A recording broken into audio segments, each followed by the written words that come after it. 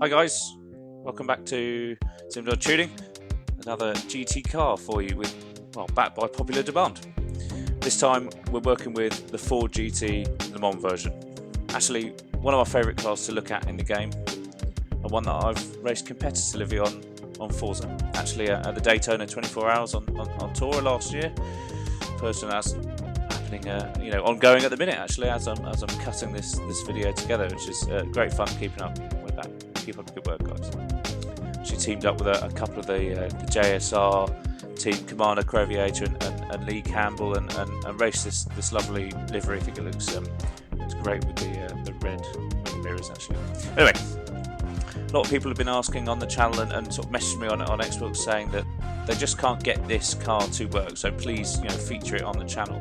Understand that it's probably not going to be the quickest car at most tracks, but it's just so difficult to set up. And actually, you guys are right. I really struggled with this car.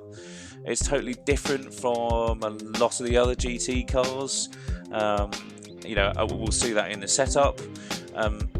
Remember, this was built by Ford as a race car. As a race car first, and then it was turned into a road GT car. So it's got some different characteristics, and well, it certainly looks the part, I think, anyway. Let's have a look at the build. Go to the upgrade shop.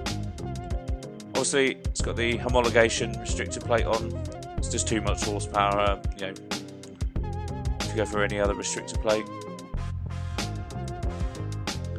Race brakes. There is a build. There is a lighter build where you can work with no race brakes, and actually, I'm going to give it a go, and I'll probably feature it again this car on the channel with a different build. It's lighter. It's obviously not as good as braking, but actually, some tracks I prefer it. But for the aim of today, the aim of today is to get an easy to drive Ford GT. Most of the GT cars are set up for vast oversteer, which makes them difficult to drive, but fast, twitchy.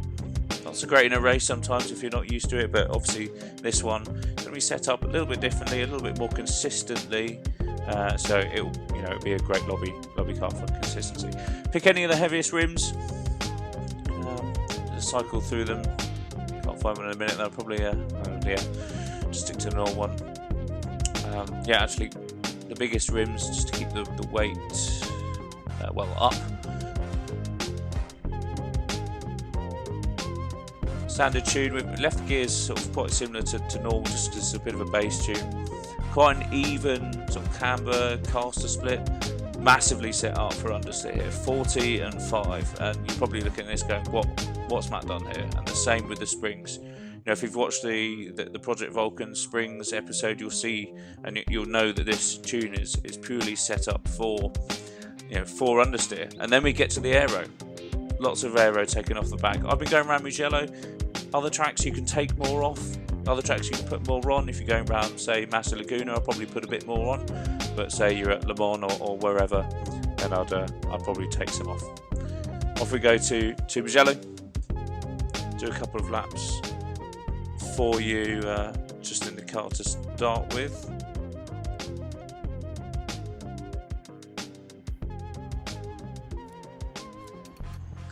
Let's go to test drive. No pressure. Bit of a slow start. Tune the first gear a little bit, I think. It's quite a tricky track to get right. So we look at this paint again from Japsby, the JSR guys. Great. Commando ended up painting it at the end. Obviously, he's with Joe too at the minute, but strong relationship with Japspeed and TPR, obviously. So good to be running their paint, and brings back some good memories from that event as well. As said, Mugello, very tough to get right. Difficult to know what curves you can go over, how wide you can run. If you tend to go on the inside curve on corners like this, you get punted wide, just the nature of how Forza treats them. But you can run right over the red rumble strip as long as you've got 2 tyres on the road, remember. Make sure you don't brake on that curve on the outside, as you will probably, the back end of the car will try and overtake the front. We've got traction control and sim steering on here, but I've been racing with normal as well with the GT cars. As you can see, you can go right over that curve there. Turned in a little bit too early, down on the brakes. This one's a tricky one. two lines really. You can go early, like I've done this time, try and keep it slow and get a wide entry into this next corner. Could have won quite a lot wider there really to carry a bit more momentum.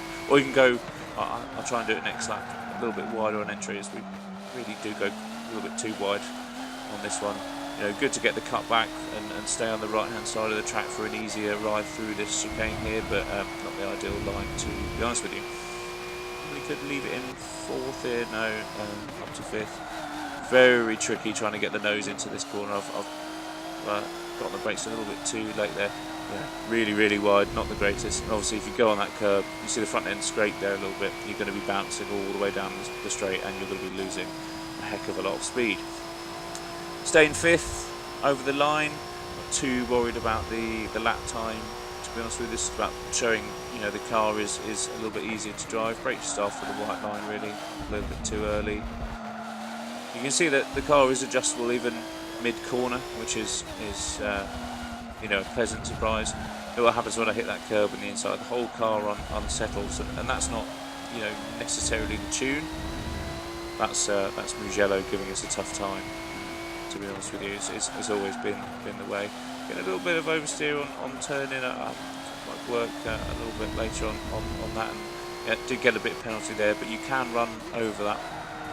Make sure don't brake on that curb again. Try and coast as much through here and sort of keep on a little bit of the power. You saw the diff was quite high at 90 odd percent as I do go wide. You see I did get penalty there, which is good because still two wheels on the track, and again there, so you can see how you can take advantage of that one. Now this corner again, so I've come in a bit wider, carried a bit more speed through there. I've had to dab the brakes a little bit, and actually I really could have run much wider again there, so that's just me not driving particularly well. Much better line into this corner now, keeping it tight, still sort of I guess double apex, but still time to cut back to the right hand side of the track to get a straight line through this chicane. Coming to the last corner, hopefully I don't overshoot it too much. In fact, if anything, I've got in too early, typical overcompensating. Try not to run wide on the curb, and we will go across the line. Guess that's it for today, guys. The purpose was to show you, you know, a tune which is easy to drive, which is a bit different from, you know, most of the GT cars. Any questions, happy to answer them. Drop them in the comments. Thanks for watching. I'll share this setup as well. If you just search for, you know, my name, TPR Zermatt, you'll be able to find it. And obviously, if you like the video, make sure you subscribe and click the little bell icon so you get notified when I post. Cheers, guys. Let me know how you get on.